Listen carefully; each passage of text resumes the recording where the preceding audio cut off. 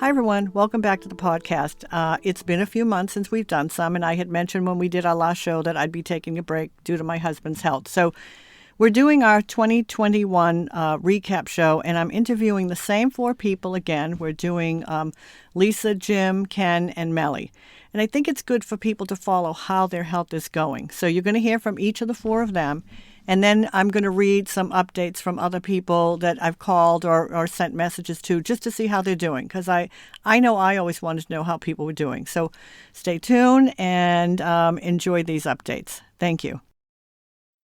Hi, Jim. And I'm so glad you've agreed to do the 2021 recap with us because people just love you and love how you handle everything. And you've been so good informing us about your whole journey. So I want to get an update where you are because we originally had you on episode 8 back in November 2019. That was kind of before we really started numbering them. So I know you are off the benzo during this past year, correct? Correct, yeah. All right. But you still had an antidepressant to taper. So why don't you catch us up how you feel being off the benzo when you started the antidepressant taper, just so people get an idea of what you did. And you're still working. Yeah. Well, first off, thanks for having me back, and thank you for doing this show. It's been an honor to be on here. I've met some incredible people who have listened to my episodes and other episodes and reached out. That's always a wonderful feeling, and you just do so much for the community, and it's always a great resource to be able to direct people to your podcast. Yeah, and it helps to hear our voices, to hear, not just hear your story, but to hear you tell your story. So I think it is important. Yeah, so thank you. The Valium taper ended July 4th, Independence Day. Mm-hmm. I stretched it out a little bit towards the end because I'm like, I've really put 6.5 years into this. I think I could make it a symbolic day. Mm-hmm. Yeah, that was a great idea. It was, and it was fun. I mean, it was fun, and it was just, I don't know. I feel I'm healing. I know I'm healing. Mm-hmm. I'll get into it in a minute, but I started my Cymbalta taper. So I'm kind of dealing with that, but I know I'm healing. Things that tell me that I'm healing. One of the first things I noticed was some flowers outside of our house one day. I pass these flowers all the time, and they're Mm-hmm. just flowers to me. And one day they just looked sharper. They looked better. Things just kind of like they did when I was a kid. That kind of feeling. It's hard to explain, but Yeah. and I got it, and I had it for a while, and it went away. But I was so grateful I had it, and it's come back a couple times. You know what I mean? So I get those feelings like that. Other things that tell me I'm healing, my GI issues seem to be better, even though I'm tapering, an antidepressant right now. That Mm-hmm. seems better. Um, I just seem a little sharper, I would say too. One of the things too that told me that I was healing was I got back into something I enjoyed as a kid was hiking. We used to have fields behind my house where I lived, and there was a forest back there, and I would always go hiking. And I started going to forest preserves, and I found an app called All Trails that has trails and forest preserves, and I made a list and started going to them, and that was another thing that told me I was healing, and it helped too to be outside. Yeah, Yeah, that's interesting. I like that idea. yeah. So I jumped off the Valium July 4th, and then I started my Cymbalta taper on September the 19th. Now it was right for me because, and I think probably in retrospect, I think somebody else probably would have wanted to wait about 6 months or so to see how they were doing Mm-hmm. after the Valium taper. But for me, I kind of did the outline of what my Cymbalta taper would be, and it's going to end in 2024, Okay. which is symbolic for me because I'm going to be 60 that year. Oh, Yeah, okay. and I was on antidepressants and anxiety medicine from 30 to hopefully 60. So I Wow. want to go to 90. I want to see what the next 30 will be without the psych drugs. Right. So yeah, so I jumped into that, and it's going okay. I am lucky. I say that in little quotation marks. Lucky that it's Cymbalta, because in Cymbalta there's capsules that have these little beads. And by being lucky, I mean that it's easier to taper because I can actually count those beads. So once a week, I make up I will take one of my capsules, my Cymbalta capsules. It's a 20 milligram pill. It's got 120 of the beads in it. Hmm. I'll take a certain amount out, and right now I'm taking everything but like 32 out of that, so quite a few. I put them in an empty capsule. I take my other 20 milligrams per day, but Hmm. I'm slowly, taking or tapering the balls, the beads, and Yeah. it's. I just feel bad that other people don't have that option. I mean, I know people trying to get off of other medicines, and they have to Right. have it compounded, and that can be expensive. Right. And the one thing you've never done through the Valium tape or anything is you never put pressure on yourself, which I like. And people always think, oh, it'll be 2 years before I get off. It's like, who cares? You're functioning, you're working. I Yeah. mean, luckily you work from home, correct? You're Mhm. still at home? Yeah, yeah. I'm still with the same job. I'm working for the cannabis company. It's a support center, call center. So I take about 60 calls a day. Hmm. I like it. I get to talk to a lot of benzo people. It's Mm. amazing how many people are on, and I'm able to give them resources too. My job's really nice. I help people with what they need, for cannabis wise. But a lot of times, new people will call who are trying to taper off of medicine, and they're Right. looking for an alternative. So I'm able to help Ah, them. But yeah, I get to work from home, and when I'm on the phone with somebody, if it's a benzo person, I can be like, "Hey, do you know about benzo info? Do you know about the Ashton manual? I can send you." You know what I mean? right. It's really Right. nice. Yeah, Yeah. it's I yeah. mean, you're always helping people. Now, aside from that, and if people remember listening to your shows, you still have your meetup group, right? And then there's the Benzo Hope group. Are there two different ones or did they combine? Actually, yeah. So we the meetup group, because of the pandemic, and also I think going, there's some good things that actually came out of the virus. I hate to say that. Like when I say that, it sounds weird. No, no, I agree, especially for people sick from psychiatric drugs. It Yeah, has opened up a lot of people's worlds, and I see more Zoom things happening, which I think is great. yeah, and that's what. So we closed down the Chicago group, and I joined as a co-leader of Benzo Hope, which was started by Rich Silverstein. Mhm. He's the founder. And there's let's see, we have now there's four of us. Yeah, four leaders. We might have another one, and it's really nice to share responsibility too. Like like if I'm not feeling well and I can't make a meeting, and there's somebody who can lead for it and everything. But yeah, Right. it's going great. We're almost at 300 members. We're going to be at Wow. 300 soon. If you Okay. go to Meetup, it's Benzo Hope. Just Meetup. You can Google that. You can sign up there. The meetings, the structure of the meetings, because it's Zoom. You have to have some structure to this because Right. it's like herding cats.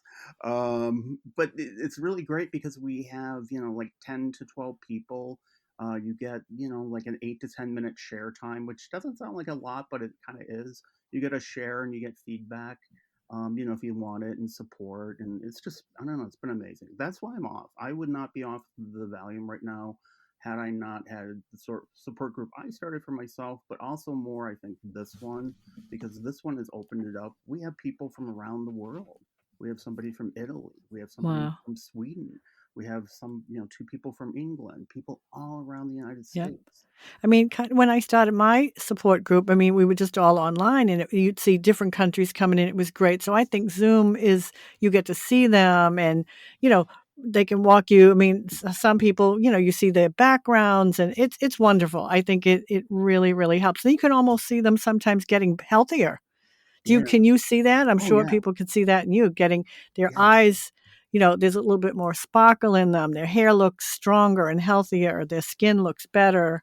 Yep, and that's I what think we it's tell each great. other. Yeah, we see each other, and it's like like I'll remember somebody from their first meeting, and when you come to your first meeting, it's probably hard because you're new, you don't know people, but it's Mhm. very emotional because it's like that first time you meet people who are like besides Mhm. line. It's just very.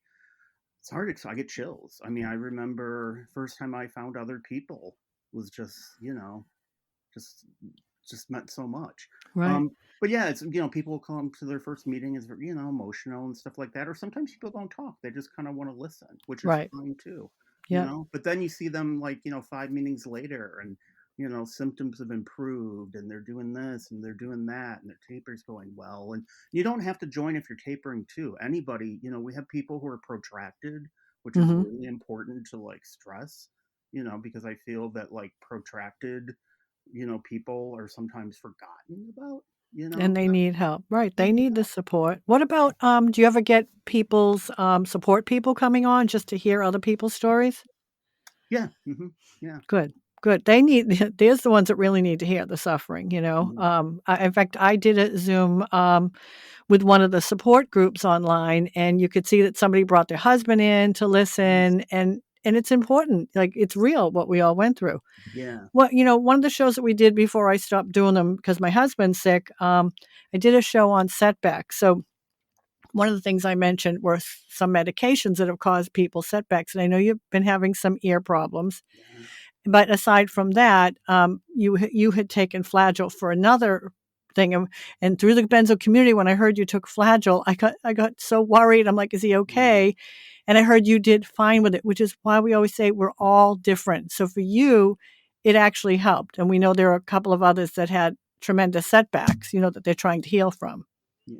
And it's important to know that too. That was one of the things, I did some research and at that point I hadn't known about this other person. And also, like I said, I do my research. Mhm.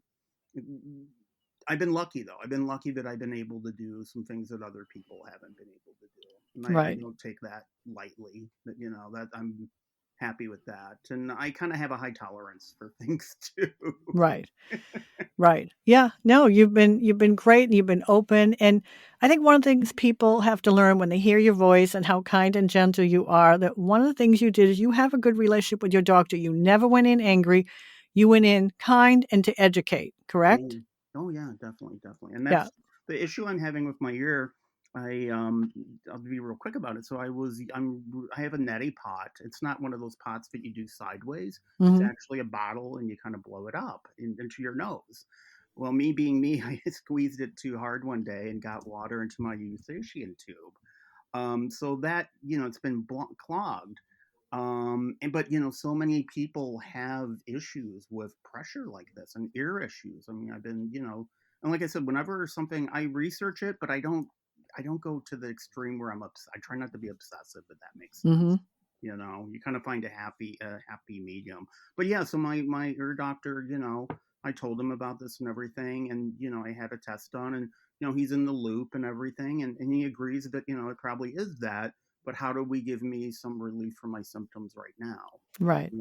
So yeah. But yeah, I had a bad surgery once. I had something called an endoscopic thoracic symphotomy, which is a lot to say. It's Yeah. Yeah. basically it's called ETS, and what it was done, I had it two operations, 1999 and 2000. And it was for my hyperhidrosis, which is what got me on the Yeah. Xanax. Yeah, that Um, started it. yeah, and I had it, and it unfortunately failed, and it made me have something called excessive sweating, or like compensatory sweating. It's called, excuse me, compensatory sweating. So I sweat like more than I did before. Mhm. So yeah, and then when you mess with one nervous system and then another nervous system, you know. Right. Right. But I'm doing okay. Good. I'm So not okay. anything else though, Jim, that, as we're doing the recap and people can now, I'm going to follow up again. We'll do it next year to see how you're still doing with the Cymbalta taper Yeah. and as your body's still healing from the benzo taper. Anything else you'd want to update us about? I would say don't give up hope. Reach out. There's lots of resources. Benzoinfo.com is an amazing place to start. It is. Check out, our group. We do it every Saturday and then every other Tuesday, and it's Zoom. And that's Benzo Hope. You can find it Benzo Hope if you go to Meetup. Mhm. And I guess just don't be discouraged. And like you were saying earlier, we're all different. So something may work for somebody and it may not work for them. Don't get Right. discouraged, Right. you know. Right. So Good. All right. Thank you so much, Jim. I hey, appreciate you giving me this time because I know you just ended work and then we were getting you right on to do this. So I really, really appreciate it. I appreciate what you do. It means a All lot to the right. community. All right. Thanks, Jim. We'll talk Thanks. to you again. Okay. Bye. Bye. Hi, Mellie, and welcome back to our second recap show. I'm glad to have you here. And actually, it's Carmela, but a lot of people online know you as Mellie. Is that right? That's right. Hi, All right. Geraldine. Hi, Garrett. How are you? We are both good here.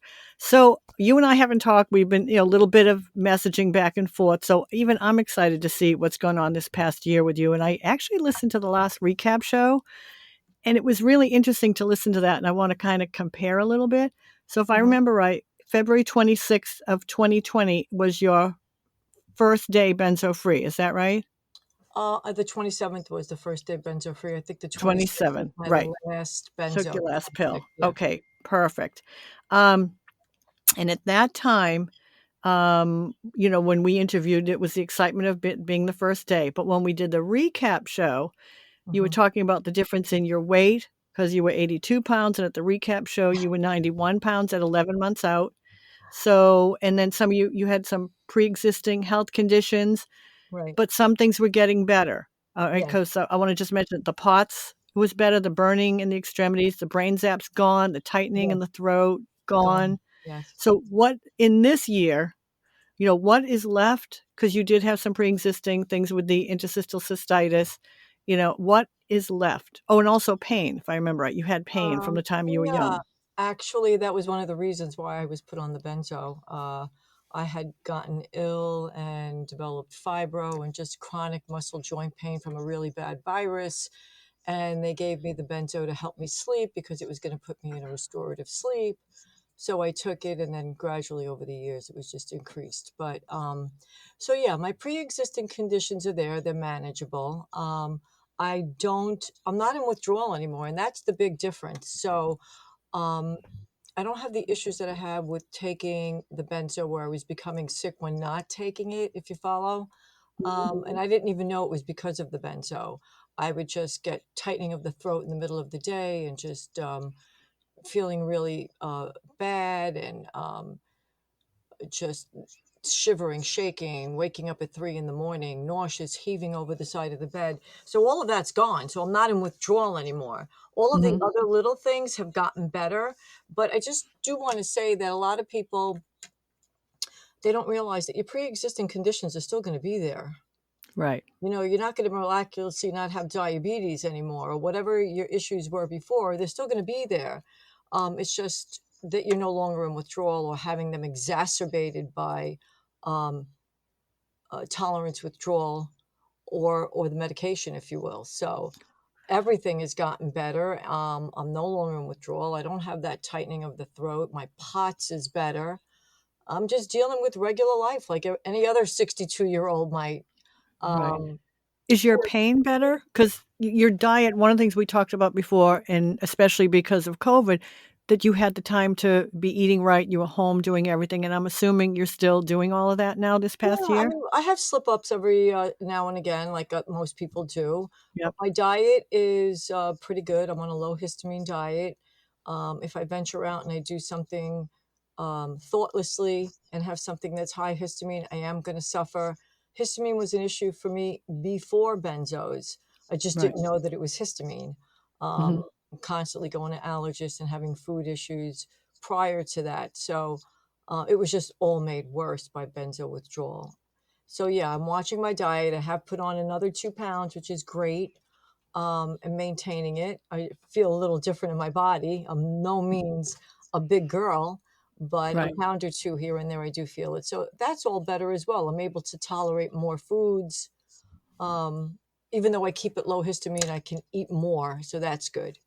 Oh, good, good. And is your pain any better? I still have a lot of fibro pain, but I'm exercising now, which I hadn't done for a long time. Okay. So I'm on my elliptical. Yesterday, today I didn't do it. I did a half hour elliptical, another half hour floor work stretching. So I'm more active, I guess. Mhm. I couldn't even dream of going on my elliptical back then. So just slowly been building up with walking and just being more active, Right. in that respect.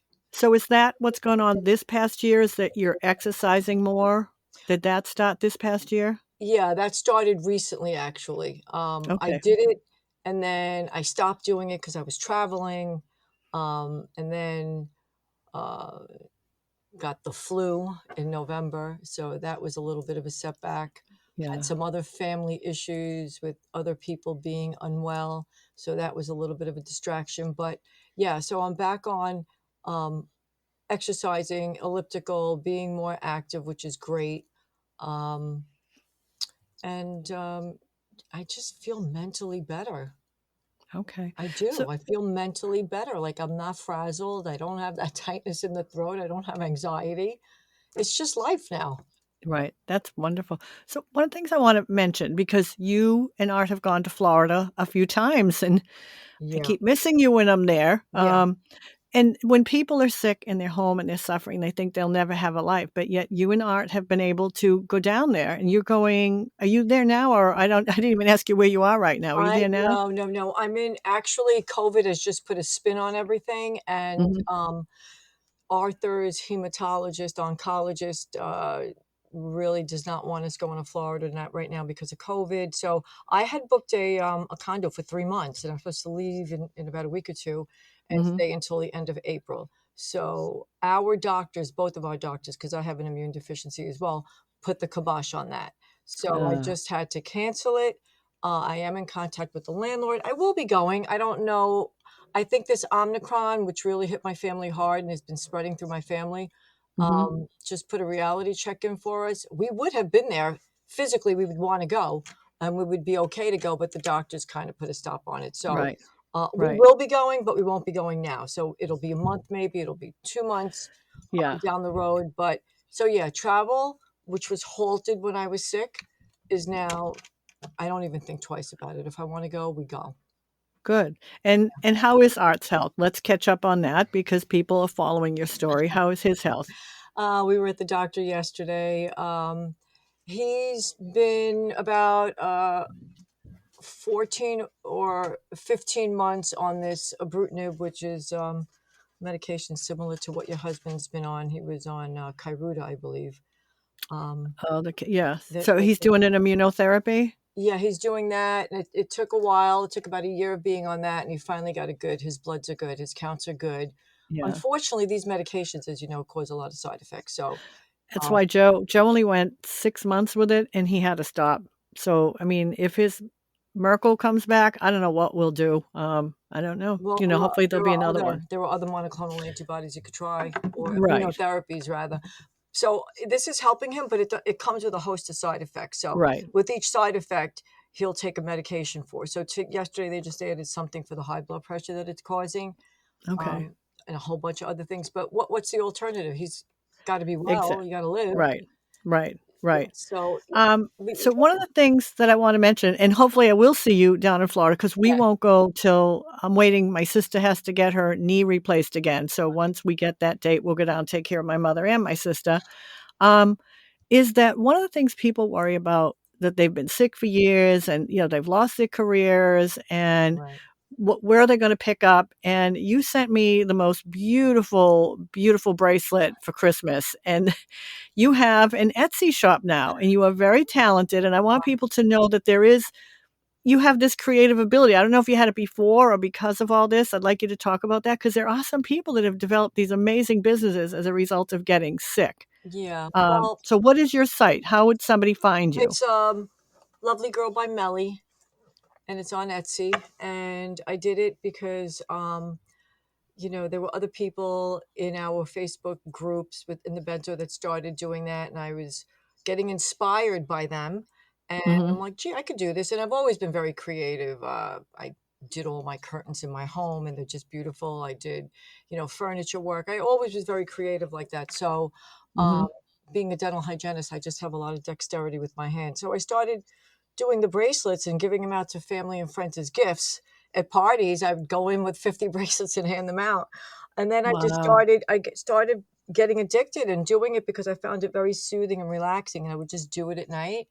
Hmm. And from there, I've now started making rosary beads. And they're Hmm. just, I have to send you one. They're just so pretty. That's my new fixation. Right. They are. I hope people will go to your site. Again, it's Lovely Girl by Mellie Yeah. on Etsy. Yeah. So pretty. In fact, they were so pretty. We turned around and my nephew, we ordered some for him to I give out as know. Christmas gifts. They're Oh, beautiful. oh, thank you. And I think Yeah. in the Benzo community, we should support each other, Oh, as somebody starts a business. oh, thank you. Thank you. So here we are now. Another year has gone by. Mm. So what advice do you have? Now you're further off, and this is all we want to keep encouraging people, because you have seen that there's still even more improvements that you're Yeah, seeing. there is. And, I speak with a few people that are going through it, and they're just so panic stricken that they're going to be stuck this way forever. And I just keep encouraging them that they're not. This is going to go away. Withdrawal is going to end, and you're going to be back to your old normal self, whatever your normal self was. Mhm. So it does end. It does get better. Your body just has to settle down, because for me, it was 22 years on Ativan. 22 Wow. years. My body was just so used to having it every day. Right, Doctors told me that I needed it. I kept taking it. right, And now that I don't have it, it's not even a thought in my mind. I would never even take another one. right. And I just feel And so level and calm without it. yeah. And when people see the horror stories online, I mean, you and I were in touch while you were still tapering, and Yeah. you were very sick and Yeah. having a very hard time tapering. And I thought, because of your pre-existing conditions, I'm like, oh, she's going to take forever to Yeah. heal, or she's going to be sick for you. And so, you know what? We can never even say that, because you've healed so much faster than others that didn't even have any pre-existing conditions. I have to say, I was shocked how well you've done. Yeah. I think the difference with me is I know where to I guess draw the line. Like, I'm not going to go around blaming benzos for my health conditions. This isn't getting better and Mhm, I'm off. Um, I acknowledge all the things that are better that were from the benzo, from benzo withdrawal, benzo, tolerance, or what was paradoxical. I mean, they were doing crazy things to me, those benzos. So now, mhm. if I have an issue, I mean, I know what my pre-existing conditions were, so I can address it as that and not as my benzo withdrawal, which I know is over, because those withdrawal symptoms don't happen anymore. The shivering, the shaking, the burning, the Right, crying, the right. vomiting, the nausea. All right. Well, I want to thank you for giving me this time, because I know you've got to leave to go somewhere, and I Yes, really appreciate yes, you doing the recap with me. yes. Thank you so much. All You right. hope I that hope to see you. yes, I I hope to will. see you in the spring. I will be in touch with All you. Thanks right. so much. Be well. Okay. Take care. Bye. All right. Bye-bye. Hi, Ken. Welcome back to our 2021 recap show. I'm so glad to have you on, because we first did you in June of 2020, and then did you for last year's recap. So, you were a short time user. I just want people to kind of catch up with how you feel after this year has gone by. So, how do you feel? What's going on? Okay, so a real quick recap here. I, uh, I was on the Benzos for 4 months total. I took it for like 14 days and then quit cold turkey, and that's when all the fireworks started. And then I got poly drugged with other drugs and everything. Went crazy. Found a new doctor, tapered me off Benzos, and I think it was August 1st of last year that not last year, it'd be 2020. August 1st of 2020 is when I ended my taper, and it was about maybe February that I started feeling normal. I never thought I'd feel normal again, because, as you know, I had the muffled hearing. I thought I was losing my hearing. The background noise was outdrowning the foreground noise, Hmm. and I really thought I was going deaf. And of course, the ringing in the ear too. All that is gone. Good. The muffled hearing, the balance of the hearing. I still got a little ringing in the ear, but I can deal with that. That's not a big deal. And everything else. So what I tell people is I feel like I'm really 100% mentally healed. Yeah. But my problem is, because I went through that, it really took its toll. I was a really fit guy, a bodybuilder, the whole thing, and it really Hmm. took its toll on my body physically. And then I lost motivation. Of course, I'm still locked down because of COVID, been home for 2 years at work, no end in sight there. Hmm. So I really got this sedentary lifestyle, and my eating habits are really poor. All that being said, now that's all on me. So I have a clear head, and it's actually hard to remember the mental anguish that I was going through. I used to call up my doctor and ask him if he could just admit me to the hospital, because I was going crazy, Right. and I seem to forget all that now. And I think your body or your mind has a way of forgetting trauma. Right. And so that's where I stand now. So this year I started, I think it was April 7th or whatever, 2020. That's when I took my first dose. So I'm coming up on a 2-year anniversary. So in August 1st, it'll be a 2-year anniversary that I Stop. So like I said, I was 4 months total on Ativan. Right. So And that's where I stand now. yeah, and we want people to know that you happened to call your doctor, never even spoke to him, and a prescription was handed in for some stress because when COVID hit and your life changed. And I really Yep. hope people go back and listen to your whole story each time as we go along, what it's done to your life. And I think one of the questions I asked you before is, do you think of it anymore? And you had said before, you don't. Like, you do get on, Right. and you feel like you wanted to be admitted to a hospital at one point. Correct. It's horrible. I'm surprised I kept my job through this. If we weren't home, although it's a catch-22, if the COVID thing never happened, this would have never happened to me. Right, But it happened to me because of that, and I'm like, the only way I kept my job was because I was working from home. right, I would have lost my job. right. And how do you feel now working from home? Like, you're fully adjusted? I mean, it is It's what it is, right? my DNA is like changed. I mean, I really want to go back to work, but I don't. It's Mhm, it's kind of a catch-22 here. I would love to go back to 2019 and pick up there, but my DNA has changed. I remember the first lockdown, the first 2 weeks. Remember how crazy mhm. that was? I Yep, felt like I was in isolation for 10 years. I was going crazy. It was only 2 weeks. Now right. I've been kind of isolated for 2 years, and it doesn't really bother me much anymore because I'm used to it. Right. Yeah, I know my Yeah. husband and I sit Yep. we watch every series, every show, like, what else are we gonna do, So, yeah, we've Yeah. all gotten used to it. Yeah, Yeah, isn't yeah, that but it sad?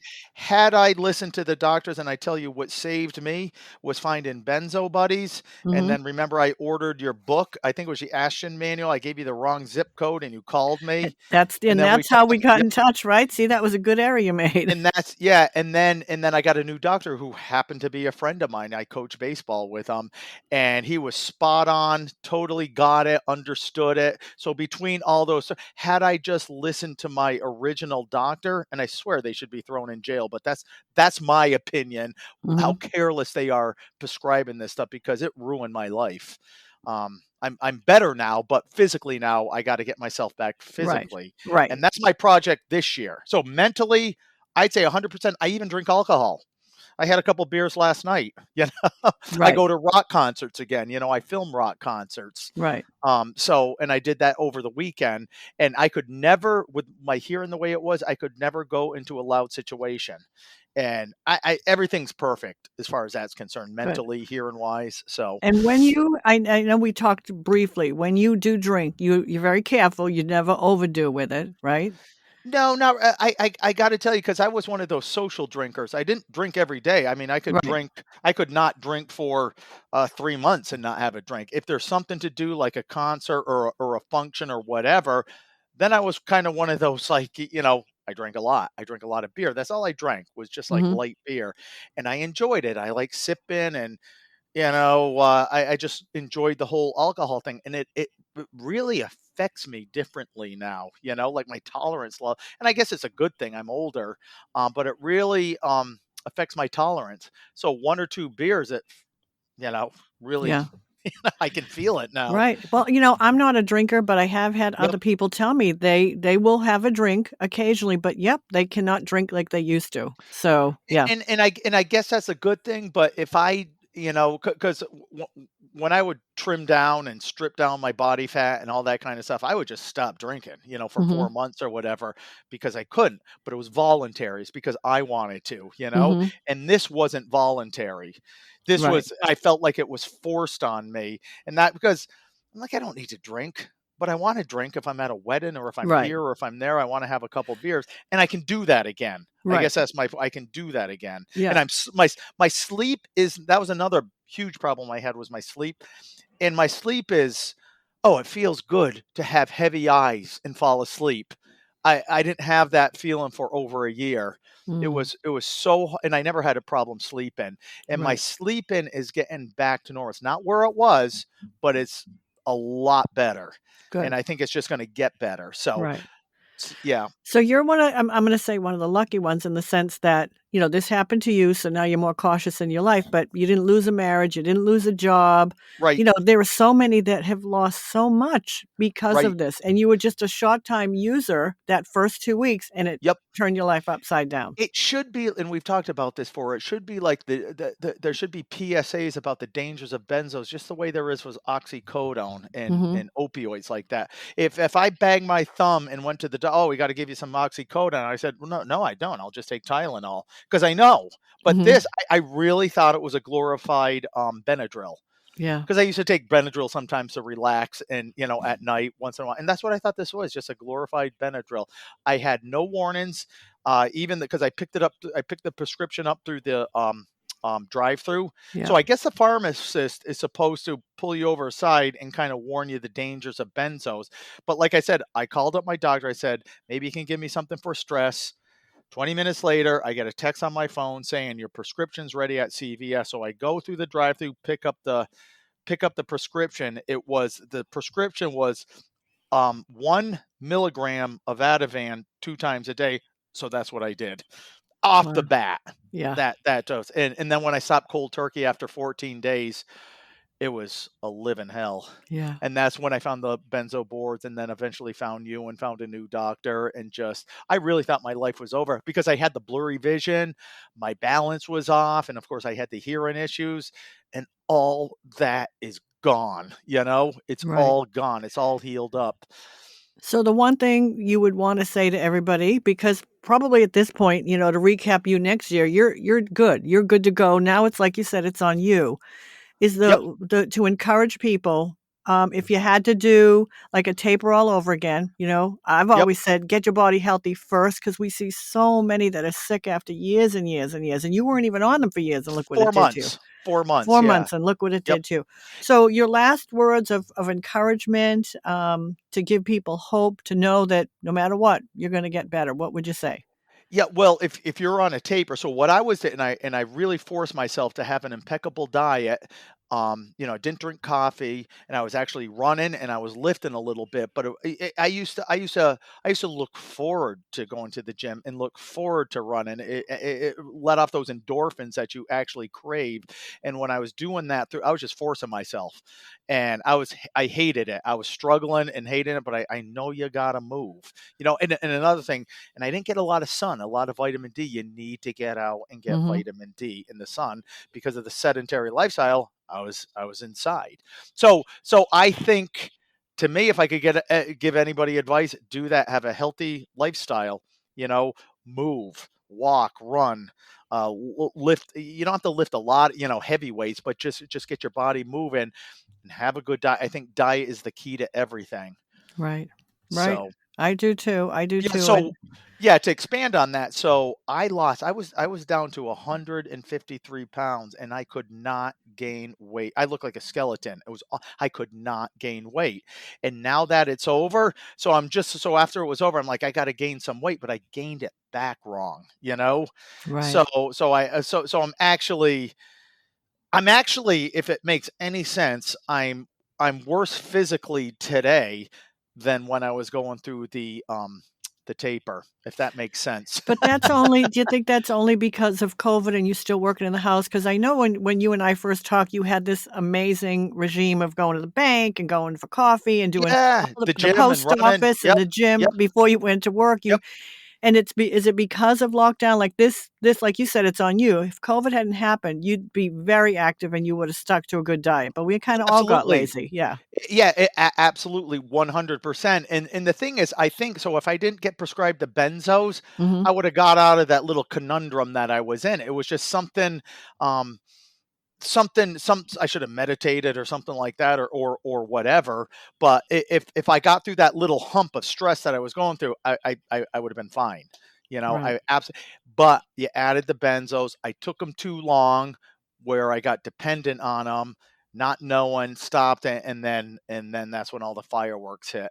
Right. And then they polydrugged me. They put me on Paxil, Effexor, and then Jeez. Trazodone because I couldn't sleep at night, and I took one pill each of those, and I I thought I was going to kill myself. It was so bad. Yeah. And I threw them out.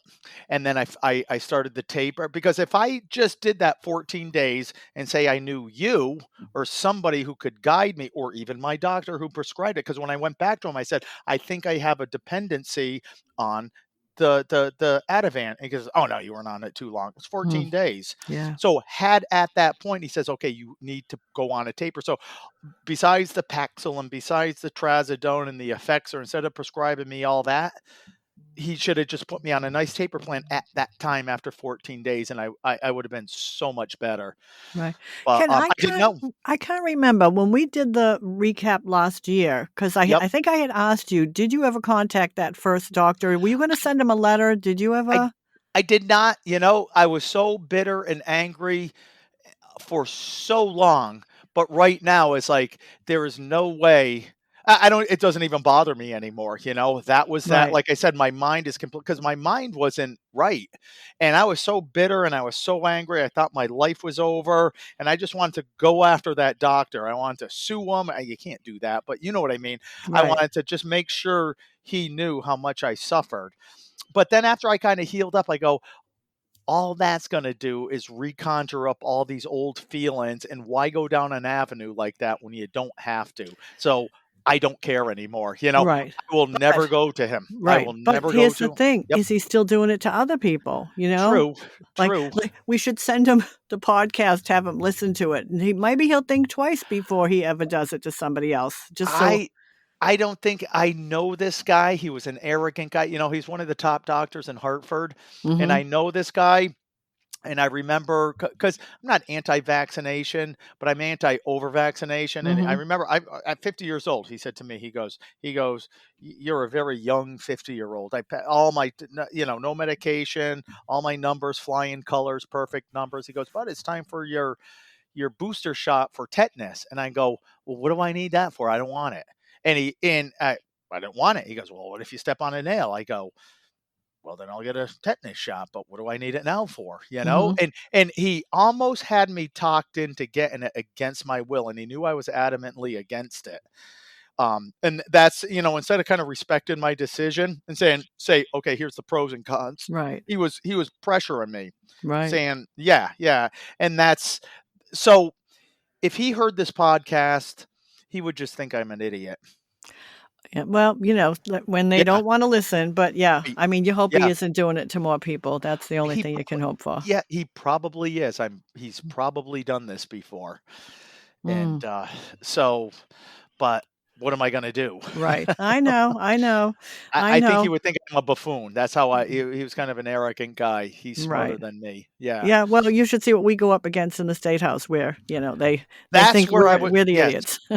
that's where I would love to testify in front of the state house, Congress, whatever. You ever do that, pull me in. All right. Well, Ken, thank you. I Yep. really appreciate you doing the recap, and I know you're Yep. healthy now, and that's what counts. And like you said, now it's up to you to get your body It's back in the pre-Ativan shape. it's all on me, because before this, right? I mean, like, I always said I could deal with physical pain, but not this mental pain. And Yeah, that's kind of like how it is right now. So I got to get my body back in shape. But it's totally on me. And I don't blame Benzos for that. I that's blame right. myself for that. Where before, with the mental anguish, I blame Benzos. Right. And I would annoy everybody I talked to, because I just could not stop talking about That how was much me. pain I Yeah. was You in. can't stop talking about Yep. how much you've been harmed. And I always said I'll take the physical any day over the mental. Unfortunately, I had a lot of mental. It was horrible. Horrible. Horrible. Yep, horrible.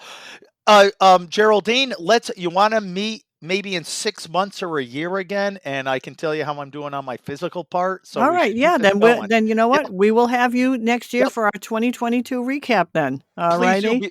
because I'm not completely healed, because now I got to get my body in shape, which is on me and not Yeah. Benzos, but All it was the right. result of the Benzos. All So right. We'll do the same four of you again then awesome, next year. All right, awesome. Ken. Thank you. Thank you. Keep up the good work. All righty. Bye. Okay, bye.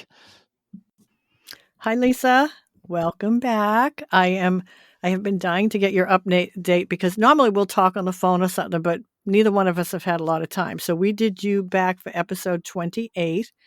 And so I don't have a lot of questions to ask. I'm probably going to ask as we're going along because I know you've been healing as you've been tapering. So I just want you to be able to tell everybody what's been going on since the last recap. Where are you at? All right. Well, thank you. I don't remember the date of the last time we had a recap. In January. We did it a year ago in January. Oh, that long. Oh my God. Well, Yeah. I just went back. I take scrupulous notes in a detailed spreadsheet. And so I went back just the past 3 months in my notes to see, where I've come from since October. And in October, that's when I began really being able to taper much faster than I had previously. I think it's because I was in such better shape. My body was able to do it, and So you've continued with your diet. You've continued with your exercise, Yep. right? Because I saw you. I see you when in April when I was in Florida, right? Yep. I mean, and you look so healthy, and you were doing a lot of working out and still doing a meticulous diet, having your food delivered. Yep. I'm still doing that. Since the weather has gotten, and you're gonna laugh, since it's gotten colder here, the pool is colder and the ocean is too cold for me. So Hmm. instead of swimming all the time, I'm walking. Okay. So that's a huge improvement, because from the POTS that I had developed, I wasn't able to walk for long periods without having POTS symptoms. Hmm. Now, that's what I do for my exercise is walk. And I have no POTS symptoms at all. My heart rate is, I have, it never spikes like it did before. And, Hmm. I have to contribute that to the essential oil concoction that I have a special recipe that I made for tachycardia. And when I take it, it works. And if I don't take it, I start to get symptoms again. So I'm just going to keep on taking it. Yeah. And do you think that's probably still because you're tapering, and then eventually you're not going to need the essential oils? I hope so. That's the plan. Hmm. I've also become low in B12, which I've read could be a result of the benzos. Yeah, we Because have had quite a few people that had B12 deficiency. So that's why I'm big on people say I'm never going to a doctor again. I think if you have a good doctor, it's important to get your vitamins and minerals checked. yeah, and my iodine and my D3, and I recently, a couple of weeks ago, got Omicron, and Mm, I called Gary, my functional medicine doctor, and told him what I was doing, and I actually made other essential oil pills with antiviral properties, and so I think that was part of how I healed that so quickly as well. mhm, I made roll-ons, and so I am doing so much better. I mean, even since I saw you in April, I'm doing so much better. When I saw you, I was exercising, eating well, I was socializing, I was dancing. Um, I was going to the beach. I can swim in the ocean so farther than I've ever swam before. But like I said, it's too chilly now to do that. So now I'm focusing on walking. I started. There's an outdoor gym down the street right on the beach, so I started to do some upper body workouts. They have some machines for that, which I hadn't gotten to upper body because of the POTS. mhm. And I'm doing it very carefully, so I don't make my heart rate go too high. Right. And Whenever I want to remind people that at the point Christy Huff put you and I in touch with each other, you were on 2 benzos, correct? Yeah, Bedridden. yeah, You were swollen, couldn't function at all. no, couldn't do anything. And in switching and number one, we got you a doctor who realized there was an inert ingredient in your benzo that was making you sicker than you should have been, Hmm. and then you started to work with Dr. Gary Krakoff, who does functional medicine, Yep.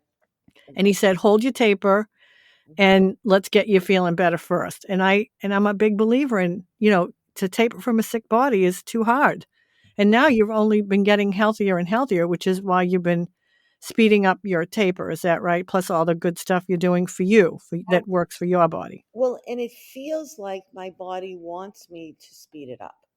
And Mm-hmm. and so what started in October was I kept forgetting. I was on 4 doses a day, and kept forgetting my 5 o'clock dose.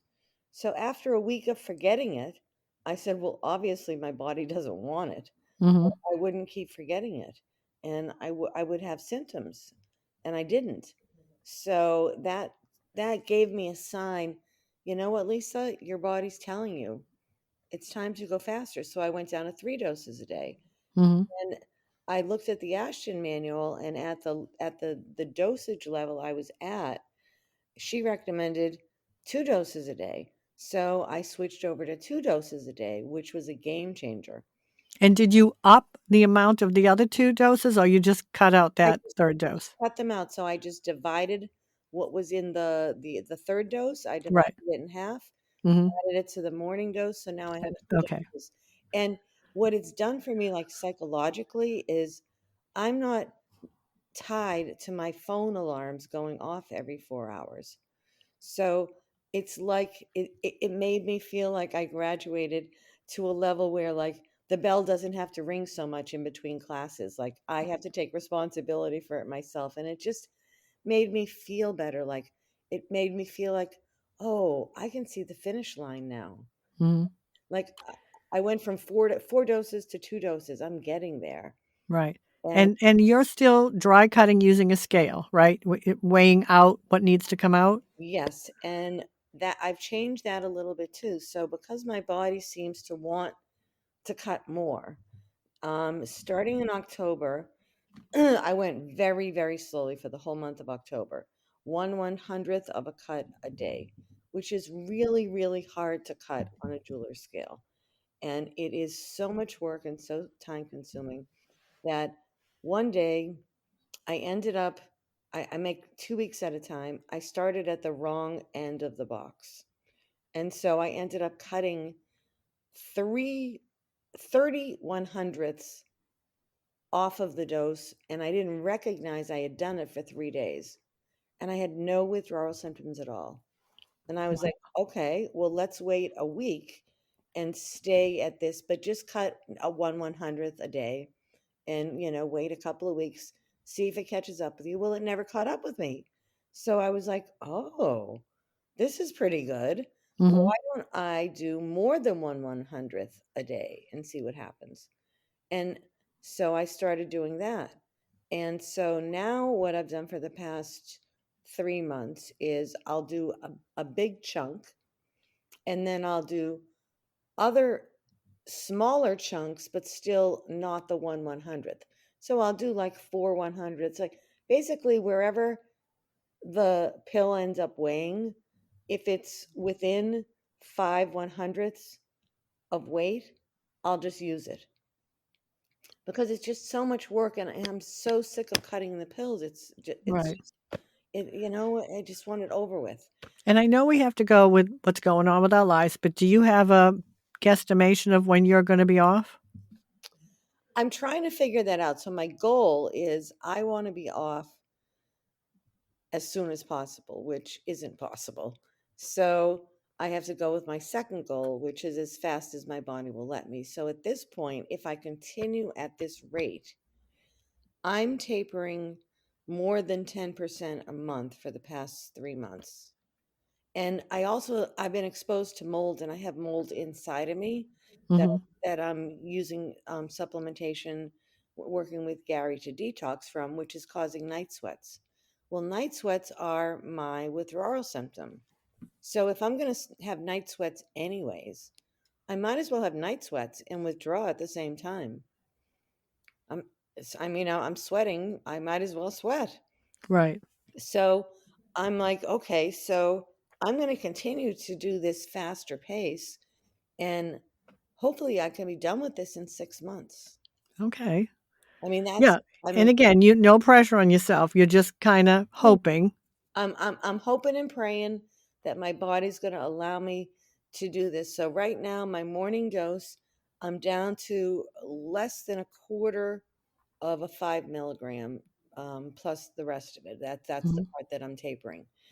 I'm hoping that after a couple of more weeks of that, I'll have just enough left that I can do another big cut, like a 2100th cut. And then that morning dose I'll be down. I'll be down to 10 milligrams.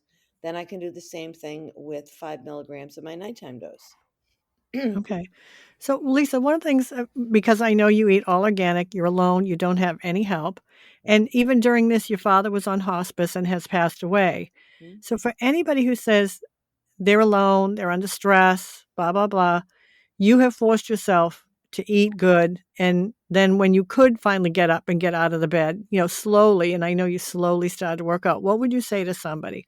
Like, you got to start somewhere for those that, and I know they're sick and it's so hard because they say, I can't, I don't have the strength to cook. You keep it pretty simple, right? I make the same things all the time because I'm allergic to so many things. Mm-hmm. I I limit my diet to things that I know I'm not going to react to.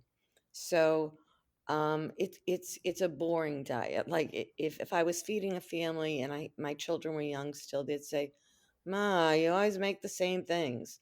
Mm-hmm. But Well, what do you make? Like, give us an idea. So if somebody's like, all right, I'm going to try to start to eat better, I what make do you do? I make a protein, and that's the major part of my meal. I make a vegetable, that's the second major part. They're about equal. And then to gain weight, I have to add a carb. And that's where I have my problem is that I don't like carbs. It I'm full by the time I get to the carb, but I have to force myself to have some carbs. So So what would you have for the carb? I make a lot of like gluten-free quinoa, Mm-hmm. and I mix it with olive oil and lemon and parsley and tomatoes. And then I'll eat the whole bowl of quinoa like all week. I'll have it's a little with my lunch, a little with my dinner. So I'm having a little bit of carbs that taste good. Or I'll Mm-hmm. do a sweet potato and I'll cook a really big one and I'll have a sweet potato for a couple of days in a row as my carb. Um, and I cheat. Don't get me wrong. I definitely do cheat, but very, very infrequently. So, like, I'll allow myself to cheat like once a month. Do Um, you do smoothies I and don't. or protein drinks? I should say protein drinks. I don't because the protein drinks that I was doing, every time I had a protein shake, I would vomit, and I Mm. was like, what's up with that? So I looked into the ingredients, and lo and behold, hydrolyzed pea protein has very high glutamate. Well, Mm. benzo withdrawal, we have high glutamate because our GABA receptors are broken and they aren't able to eat up the glutamate. So the last thing my body needs is more glutamate. Right. And Right. so it made sense that my body was vomiting it up. So there are a few protein shakes that I will take occasionally on an emergency. If I'm out and about shopping and I'm at Whole Foods, I'll grab one to like drink on the road. But I have to get my protein from animal protein.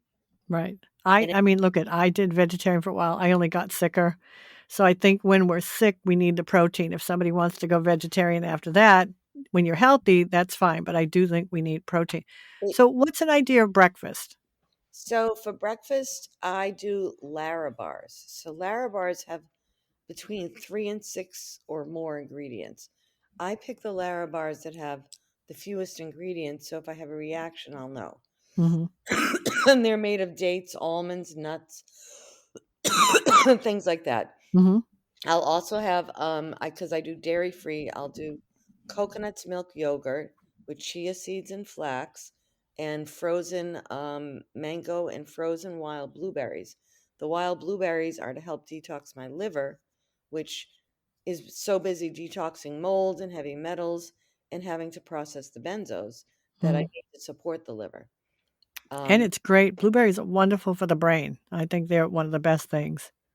So, I mean, for that, that's breakfast. And Okay. I can't eat like large portions. I nibble through the day.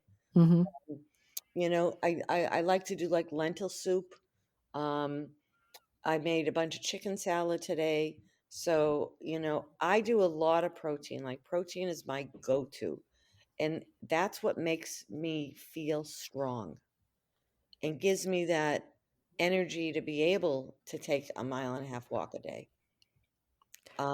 Without the protein, I feel really, really weak, especially if I eat a lot of chicken instead of a lot of red meat or salmon and fish. Hmm. I don't know what it is. The chicken and turkey don't give me the protein I need.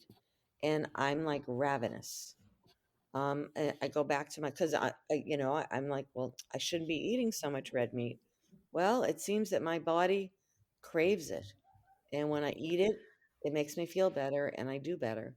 Yeah, I craved it a lot when I was sick. I absolutely craved it too. Yeah. Really interesting. Yeah. And whenever I get sick, I crave beef.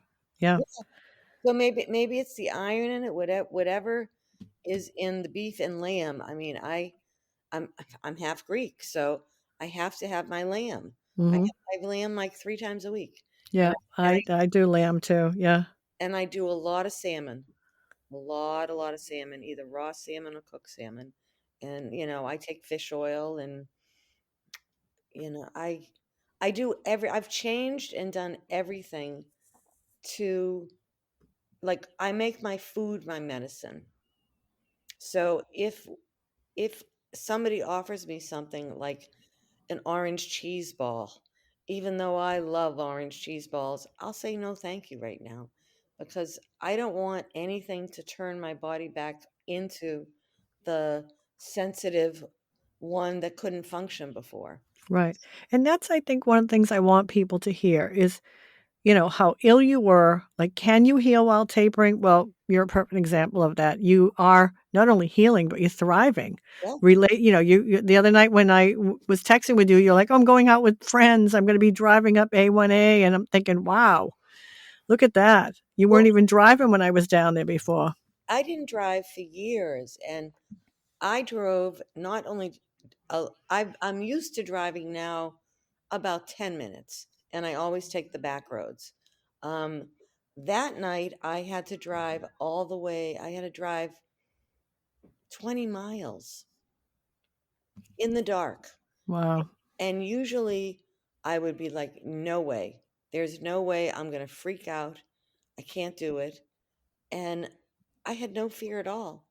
And we didn't leave the place until 11 o'clock at night. And driving home, I was like, this is so pleasant. I was so relaxed. All the Christmas lights are still up on the palm trees. And I was happy as could be. Like, look what I can do. And Yeah.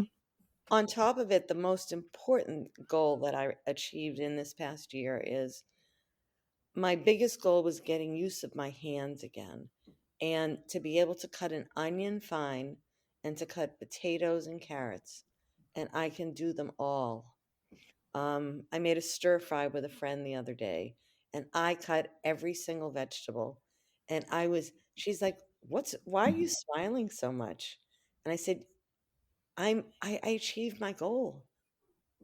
I can't believe it. Like, I did it. I can do what I thought I was never going to be able to do again. I need these little things that somebody would be like, well, what's the big deal with that? It's a big deal, when you can, as your body got sick and you can't do things you used to be able to do. That's wonderful news. I want to just touch upon the mold because I happened to be reading in one of the groups the other day and different ones were saying they were exposed to mold. What does Gary have you on for the mold?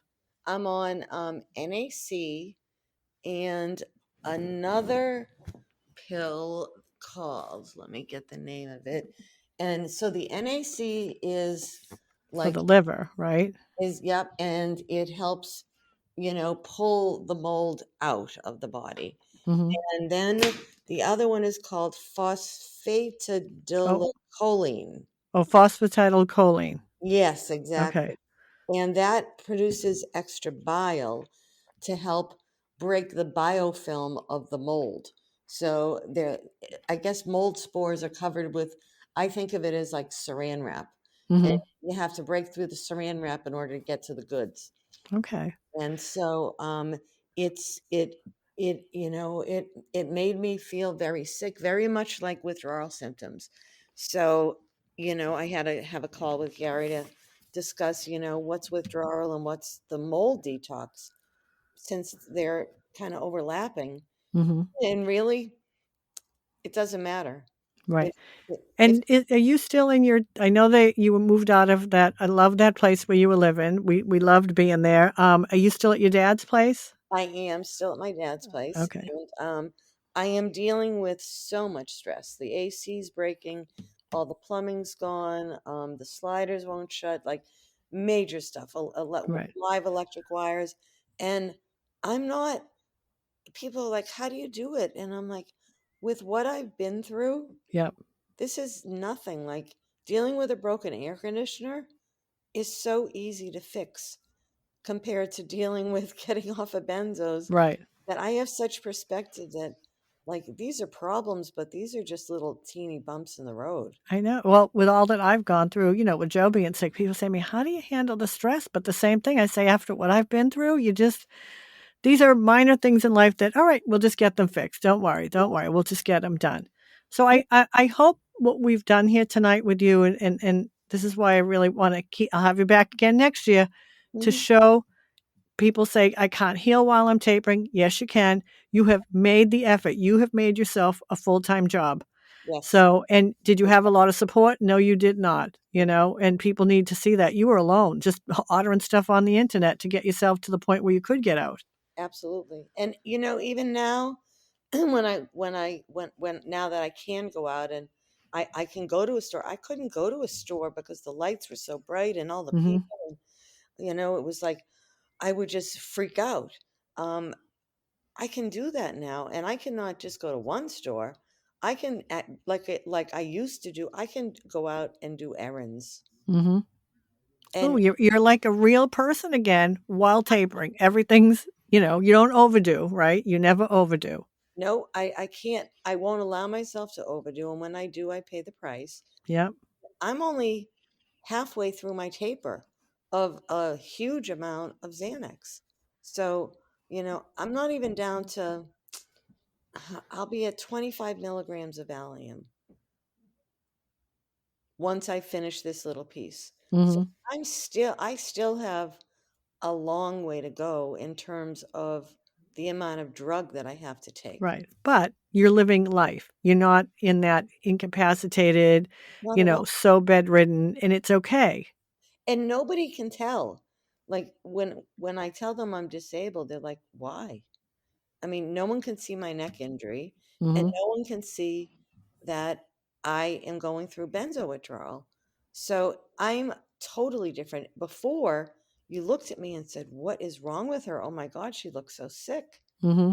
And now I don't. I look healthy as I look so healthy. Yeah, I mean, you look fantastic when I saw you in April, so I'm sure it's even better now. So I'm hoping when we come down, I've got to get down to help my mother and sister. Hopefully, we'll get to see you. Absolutely, Yeah. absolutely. And All right, Lisa. Thank you. This has been so informative, and I think will give so much hope to people. I hope so. I hope Yeah. so, Oh, because I know so. Yeah, I it felt that will. I felt I would never get out of it. I would never get to a point where I would be able to cut an onion again really fine. Hmm. And I made Greek meatballs yesterday. Nice. And Nice. so I cut the mint, I cut the onions, and I can do the things I thought I could never do again. And it's beyond gratitude. Yeah. And that's what we want people to know. You can get your life back again, just one step at a time. You didn't overwhelm. It was just, you did what you could do till you could do the next step and do a little more. Yeah. And All right. it's been a slow road of up and down roller coaster trips to hell and back again. Mm-hmm. But I've seen how bad it can get. So I know how much better it can get. Right. Right. And I'm almost halfway there. Yep. You are. You are. All right, Lisa. Thank you. And I hope to see you in a few months. I hope to see you in the nice warm weather, and Yeah. and maybe we can even dance. There you go. There you go. We'll be celebrating. All right. Sounds All right. Talk to you later. Thank you. good. Bye-bye. Okay. Bye.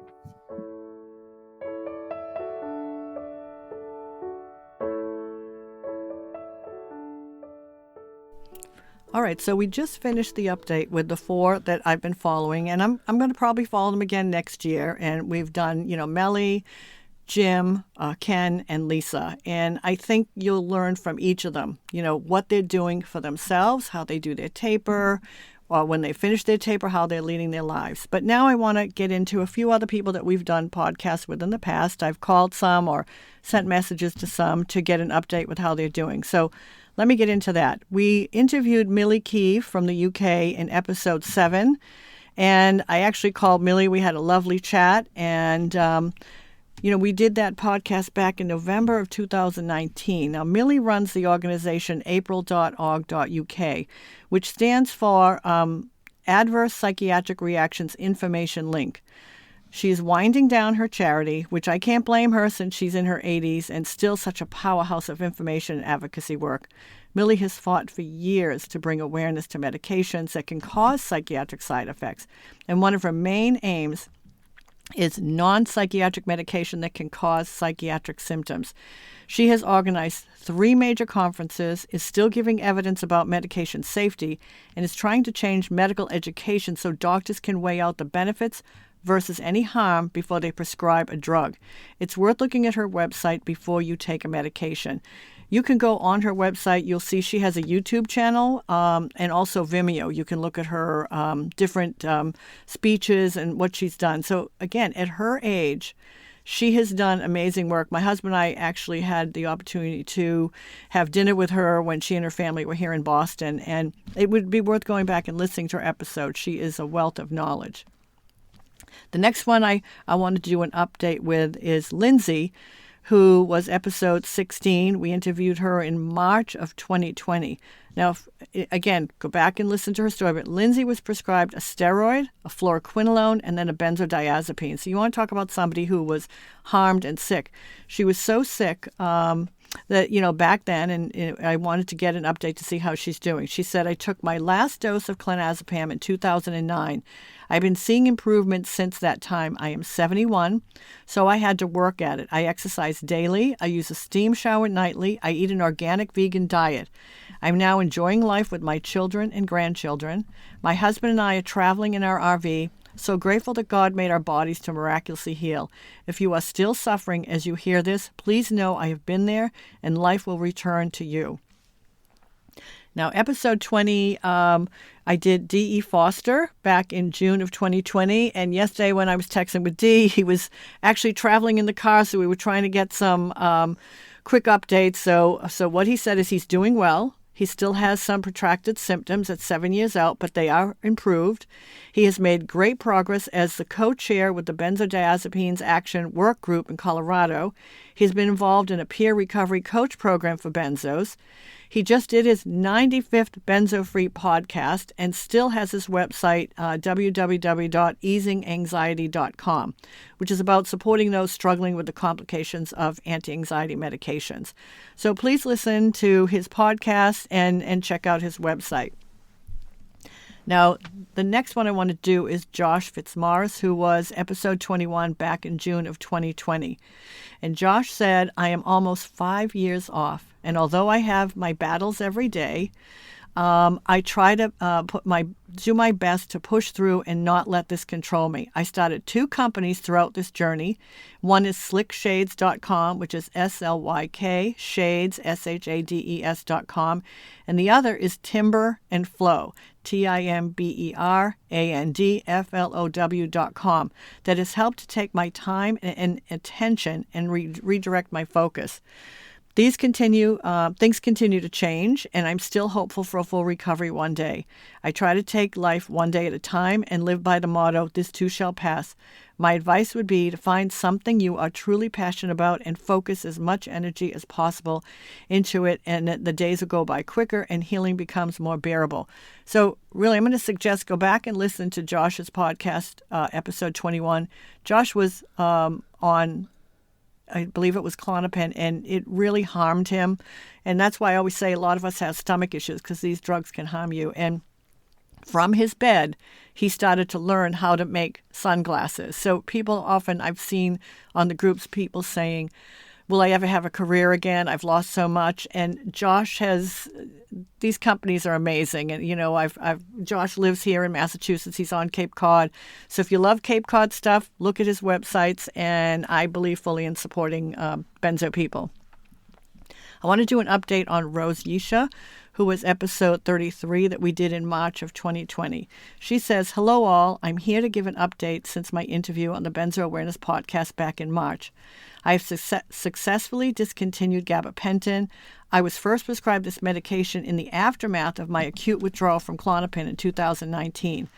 I ambitiously attempted to accelerate my taper from Transine, a crossover benzodiazepine I started in 2020, and I was hit with a lot of debilitating symptoms, including severe anxiety, insomnia, nerve pain, and akathisia. I have fortunately been able to stabilize. Currently, I am preparing for an extended taper. I use a Gemini scale to slowly reduce my dose each month, also known as dry cutting. I had not planned for my taper to take this long, but I have learned that this may be part of the journey.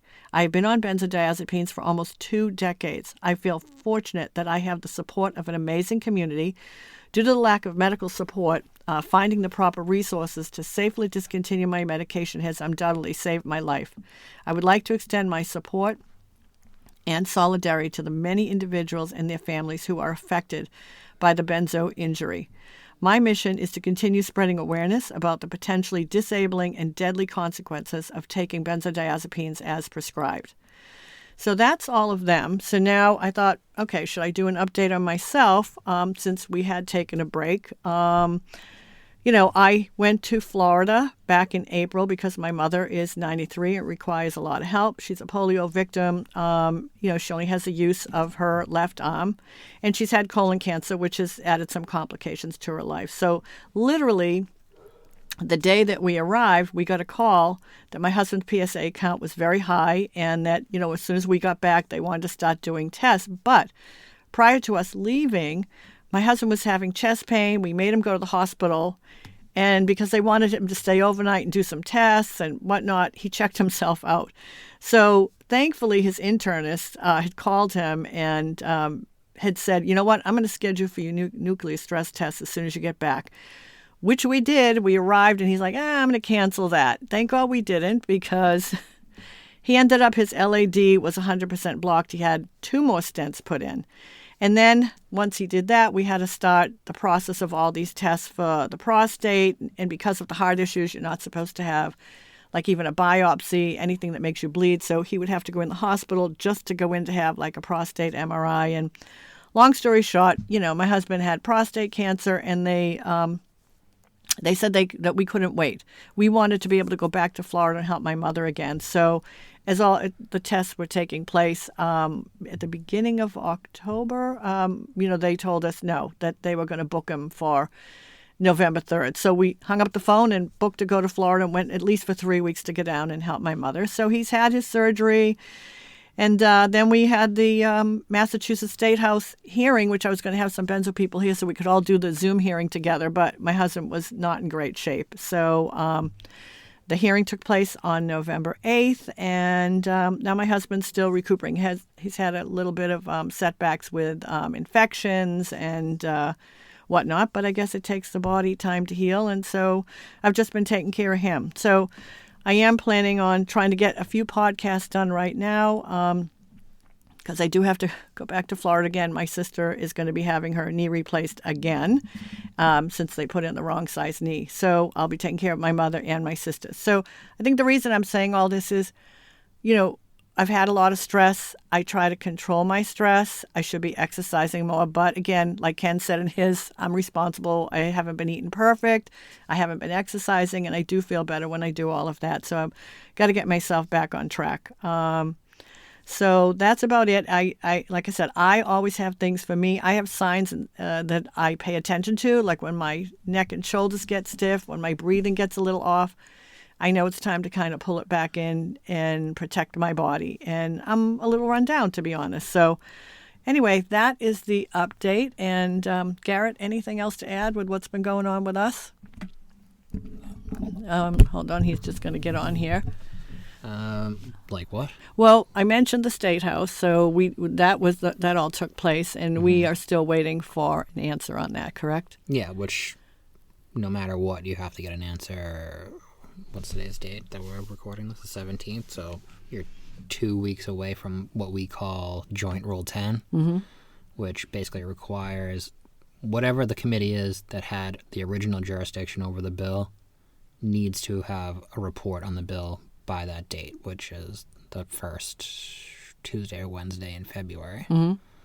So you have to have an answer by that. Yeah, and I will say, because it was Zoom this year, we also had a lot more people testifying, and people can go online and watch that. I believe if you go to YouTube to the Benzo Information Coalition YouTube channel, they separated out the doctors and Sonia and myself separately, and then they have the testimonies of everybody else, and they're very powerful, very impactful, and the doctors' testimonies are fantastic. If you want to hear some doctors on our side. Yeah. Yeah, what did you think of it that day? So, I've gotten used to doing the Zoom hearings, like having my own committee and sitting through long. So it seemed like that committee did everything from home. We do things from inside the State House, so it was a little bit different. But it does give people more of an opportunity to kind of speak their mind. Like, it's overwhelming. If you've never been to the State House, never been in a hearing room, it's overwhelming being in there sometimes. Yeah. Because you're sitting in front of a panel of people you don't know, telling a very personal story. With the now having, kind of the hybrid model where you can be in or out of the State House doing these kind of things, it's like it's easier to be at home in the comfort of your own home and talk into the camera, but it's equally as effective, and there's a video recording of you doing it, so that isn't really something that we had. That isn't something that we had before. But when we did mine, when I went up, when I'm sitting, down in the office, I should have had ear things in, because the audio on mine was not great. And then you could hear everybody afterwards going, "Can you hear me?"